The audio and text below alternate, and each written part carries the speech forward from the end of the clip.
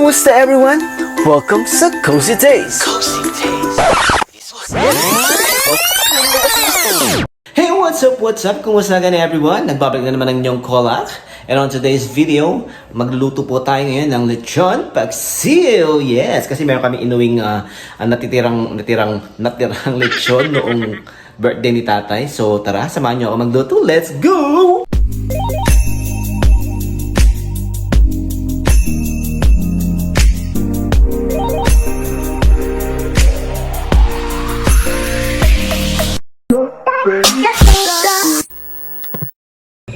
Yan, kunin natin yung lechon dito.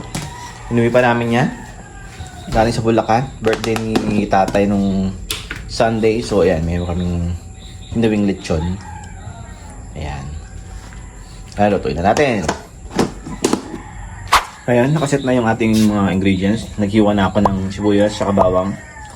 So, ito, suka, toyo, mangkamas, paminta, laurel, and mascubado kasi wala tayong brown sugar. So, mascubado ang gagawin natin. So, umpisahan natin ang pagluluto. Let's go! First, lalagay na tayo ng mantika. Ayan. Lagyan natin ng bawang. Sibuyas.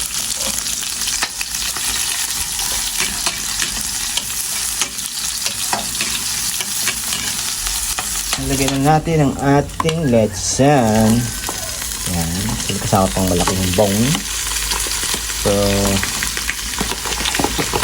kasama na ba natin? Okay. Ang set. Natin. Sa maluto siya. Bango. May tanglad.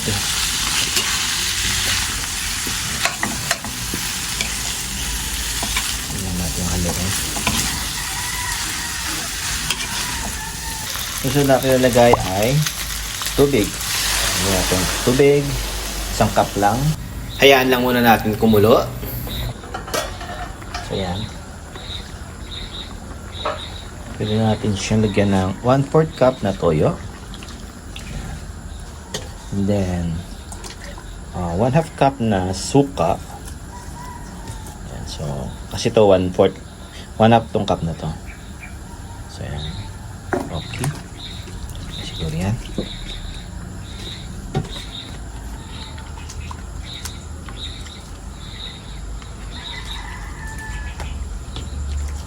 So, lagyan na rin natin ng paminta. So, let's lalagyan tayo ng pamintang maraming paminta. Susunod natin na lalagay ang Mang Tomas all around sarsa. Okay. Na. Para yung masa. So, gradually lang muna tayo. Kasi baka sumobra tayo ng tamis eh. Lagyan na natin lahat to. Sayang tong natitirang Mang Tomas. Pigain natin. Yan, nilagyan natin ng konting tubig para makuha pa natin yung natitira pang yan, pigain pa natin gano'n. Pwede pang lumabas. Ayan. Yan. Okay. Yan. Hindi na nga pala natin lalagyan ng asukal kasi matamis na nga pala yung Mang Tomas. Yan. Okay. Sorry. Yan. Halo-haloin natin. Yan. Yummy. Okay, takpan ulit natin. Yan, makakalimutan natin lagyan ng bay leaves o dahon ng laurel.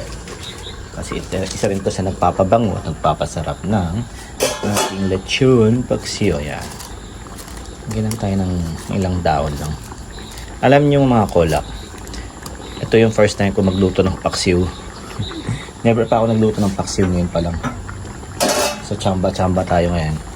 Pacham tayo ngayon and nakuha naman natin yung lasa.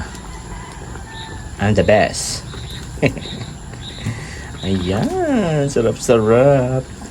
So pakuloy lang natin ng konti para lumambot pa yung ating lechon.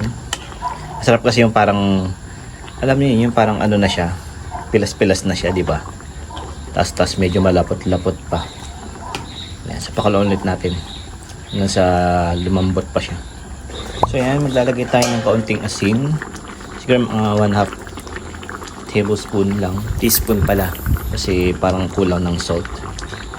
Ayan. So haluin natin ulit.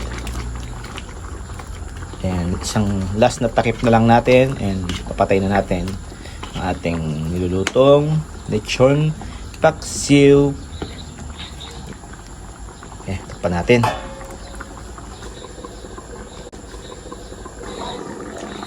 Ayan na ang ating lechon paksiw. Luto na. Tara, kain na na.